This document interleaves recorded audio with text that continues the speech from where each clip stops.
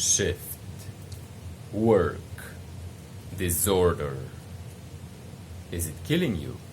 Hey, it's Coach Vukan, and today, if you're somebody who is working night shifts or if you know somebody who does, this episode is going to be hugely beneficial for you. So, here's my agenda for today. First of all, this is the first time you're watching this, an episode from me. Here's how we do things. 3 things on our agenda as usual. First of all, I'm gonna share a story with you as it relates to this time, our next episode inside the sleep series, as it relates to shift work disorder. Second, we're gonna explore a little bit more the question of can it actually kill you? And what to do about it. Should you quit your work shift if that actually causes a lot of bad health to you? Or is there a better way? Is there actually something that you can do in order to continue working? And finally, I'm going to share with you what's coming up next in our sleep series. There are some very exciting things happening this month, so make sure you stay tuned till the end of this episode to find out. Now, as we begin here, I want to pose one more question before I start sharing today's story as it relates to shift work disorder. I want to put down this question. Imagine that you've been working night shifts and the last 72 hours you haven't slept almost at all, and you're feeling weak and tired, and all you want to do is sleep. And imagine that you can get that right now. The next 8 hours that you go to sleep, you're gonna have a normal, restful, refreshing, deep sleep. But in order to get that, when you woke up the next morning and you removed the curtains from your windows, you saw outside a giant orange cloud exploding in the distance. World War III, while you were sleeping, broke out. So, if you had to make a choice between having a restful, deep, refreshing sleep, but also having World War III erupt, or not sleep a 4th night, but not have World War III. So good sleep or World War III? If you had to make a choice between the two, what would you choose? Comment down below. Why? Well, because our character today, Aaron, is going to be faced with that situation. So Aaron, he works at the White House, in the kind of the basement of the White House. He's the chief of cybersecurity, fighting against cyber terrorists every single day. But for the last few days, he has been getting trouble sleeping, and now whenever he gets on his computer, he's working, he is afraid that because he's been getting these random flashes on his computer screens, he's afraid that somebody might be trying to initiate an attack. So now, when taking a step back, so now when Aaron goes to sleep, he's thinking to himself that, okay, what if somebody tries to hack in my computer when I'm sleeping? If that happens, somebody could get to the war codes, to our what do you call them? Nuclear device codes.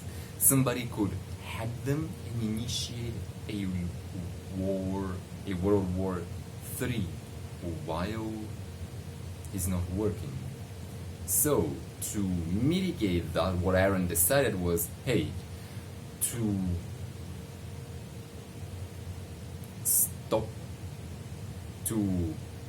prevent any terrorist attack, I'm gonna work as much as I can. So that is what he did. during the day, during the night, did not matter. He started working as a night shift worker. Both days and nights, whenever some random flashes would flash on his screen, he would take that as a notice. Okay, there might be some terrorists trying to hack.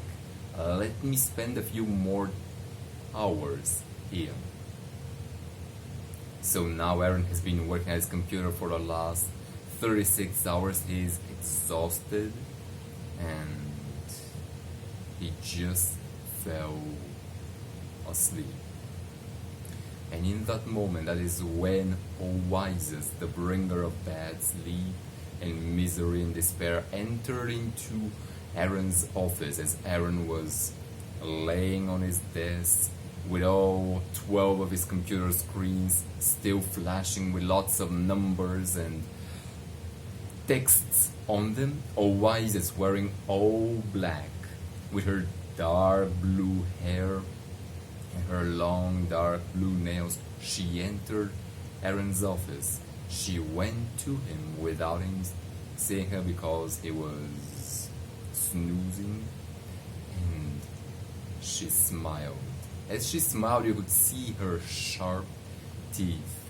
She went close to Aaron and she plunged her teeth deep into his neck, sucking up not his blood but his energy. And then she went out. The next morning when Aaron woke up, he was feeling absolutely tired. And he thought to himself, well, what if, yeah, I'm spending all this time fighting against these cyber terrorists, but what if this actually has a negative effect on my health? What if all this time I'm spending here, I'm also killing myself? And that is the question he decided to explore. Now let's you and me explore that question as well. The question that we posed, which was basically, can working night shifts kill you? Well, here is the answer. I want you to think of Oasis or bad sleep as an energy vampire.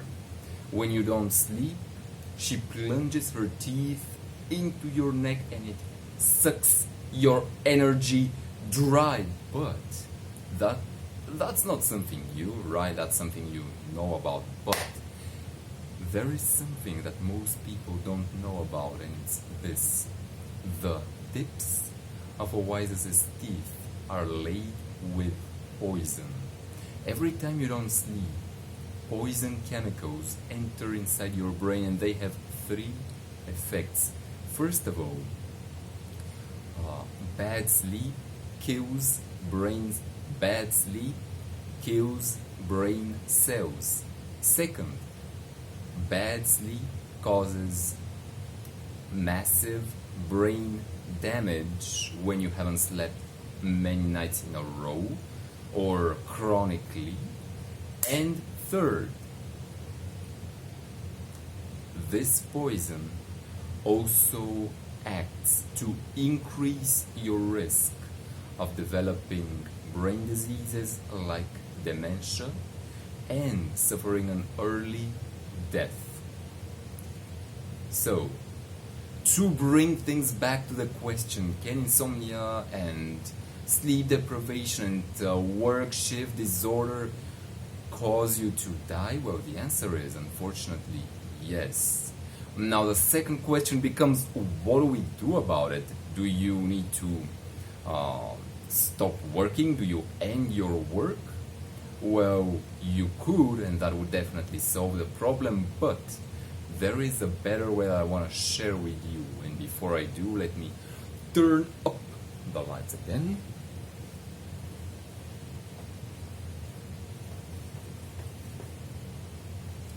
So, before I share that with you, let's go back to Aaron and see what he's up to. So Aaron, now he's woken up and he's feeling very, very tired after Oasis had plunged her teeth into his neck. But this morning, he also thought back to his father. He remembered. He remembered how when he was young, he and his dad, they would go every morning, every Sunday morning, out into a lake with their fishing rods, and before they started fishing they would take the boat in, they would take it right in the middle of the lake, and they would watch the sun rise together. Then Aaron would take his fishing rod with images of Batman and the Joker on it, he would throw it down, and he and his dad would fish together. They had been doing that for the last 3 years, and Aaron, he loved his dad, but this morning something is going to happen. As they were fishing together on that lake, Aaron had his fishing rod down. The horizon was in a bright pink color. Everything was stilled, and as Aaron was looking at the crystal blue lake, his dad suddenly took his rod and he yanked it from Aaron's hands, and he looked at Aaron. Aaron was surprised what was going on, and Aaron's dad, he told him, "What is this? Why are you still fishing with a fishing rod that has comic book characters? What are you? Are you an adult or a child?" Aaron did not know what to say. His dad had never raised his voice when speaking to him, so he was just standing still. And in the next moment he saw his dad throw his fishing rod down into the lake, and Aaron saw it going down below. Then a few weeks later, Aaron and his dad were at that lake again. This time, Aaron had an adult fishing rod, a brown fishing rod, normal looking. He was still fishing. He and his dad were in a better mood the last few weeks, but this time as Aaron was fishing, again his dad raised his voice at one point, and he asked Aaron, "Hey, we've been here for an hour. Why is your bucket empty?" Aaron got surprised again, because the last 3 weeks his dad was normal. He was a calm, warm person. Every single night he would read him bedtime stories from his favorite comic books, and not just that, but before bed his dad would even give him a bedtime kiss.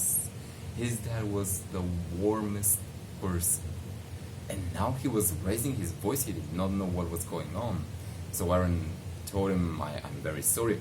"No such a thing as being sorry," Aaron's dad said. And he, for the first time, he raised his hand against Aaron and he slapped him. 1 week later, Aaron and his dad were at the hospital, and now Aaron heard the doctor say to his father that his dad had dementia. How did that happen? Well, Aaron's dad, for the last 20 years, he had been working night shifts, and the doctors, they could not be certain, but all that sleep deprivation from working day shifts and night shifts, they theorized that had increased Aaron's dad's risk from falling in dementia, and at just 40 years old. So, and that is true, by the way, if you think, oh, things like dementia and Alzheimer's, that's just old people's diseases. Well, some of the earliest cases of dementia are 27 years old. So it's definitely something that It starts off as soon as 27 years old, and insomnia increases the risk of falling into that. So Aaron, he was thinking back to that, to his father developing dementia at early age. He was still kind of in his early 30s. He did not want dementia. If he had dementia, he would not protect America against these cyber terrorists. So what did Aaron do? Aaron had a choice. He could either continue with his bad sleeping pattern, or he would find a better way. So what did Aaron do? Well, before we reveal that, let's talk about you and what should you do when it comes to work shift disorder. Because as we mentioned, that work shift disorder, the worst thing about it is not some bad energy during the next day, you feeling like shit. The worst thing about work shift disorder is it can cause you massive brain damage and dementia and other related brain diseases as well. So what do? Again, one thing is you could imagine that you were in a white room with white walls, a white floor, and a white ceiling, and there are two white doors before you. On the left side, if you open that left door and you went inside, you could continue. You could continue doing things like you are doing right now, doing the day shifts and night shifts as you're doing, and risking something happening. It could happen 10 years from now, it could happen 5 years or 1 year from now. Some issues with your health, we don't know that. But you could continue on that road through the left door. Then, if you went through the right door on the other hand, that would mean you could continue working day shifts and night shifts, but you were still sleeping well at night. You were sleeping well, rested, so that during the day you were beaming with power and energy and magnetism. And how do you do that? You do that by becoming what I call resilience man. A resilience man is somebody who has a thick skin, somebody with a thick skin, with a thick neck. When Oasis, when insomnia tries to bit her, to plunge her teeth, she cannot do that. A resilience man, think of him as the rock creature from the Fantastic Four. What happens when a vampire tries to sink her teeth into rock? They just break off. It does not work. So how do you become a resilience man? How did Batman become Batman? He practiced. He practiced different mental and physical exercises, and after he did, he became the Batman, one of the best heroes that we know today. Becoming a resilience man is the exact same way. We do certain exercises, mental, body exercises, and as a result, they give us that hard, resilient skin, so that insomnia does not fuck with us. That's the gist of it. And if you want to learn one of the exercises that I do every single night before I sleep, I'll leave some information down in the description, and also that is it. I'll leave one of those exercises down below, or some information about how to learn some more about that. Now, give me just a moment again.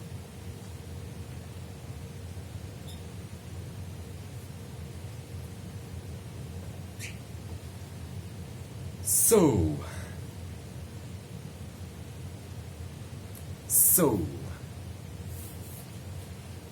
going back to Aaron, the man fighting the cyber terrorists, what is he going to choose? Well, he has a choice also.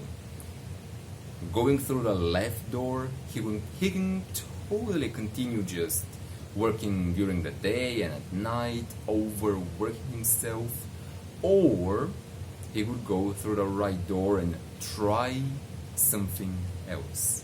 Well, Aaron, now thinking back to his dad and how he had developed dementia, he realized something. He realized that he cannot continue this way. Continuing working days and nights, this does not put his own health at risk. This also puts America at risk from a cyber terrorist attack. Because if he's not performing at 100%, that means fuck. If he's not performing at 100%, that means he can very easily slip. A cyber terrorist can hack into his computer, get the war codes to initiate World War III. So that does not work. Instead, what Aaron decided was he was going to find a way to sleep well at night, so he performs at 100% during the day, and he does everything in his power to protect America against these cyber terrorists that are attacking not just America but him right now as well. And as he made his resolve, he went around and he decided to go home to bed. And as he turned his back to his computers, all of them flashed with a message saying 2 words: no sleep. And that is where we'll end this episode. What will happen to Aaron next? Well, before I reveal that, what's coming up next on the Sleep series? I want to say, hey, what's up with you? How are you doing? How's life? It's good? I'm glad to hear that. Now,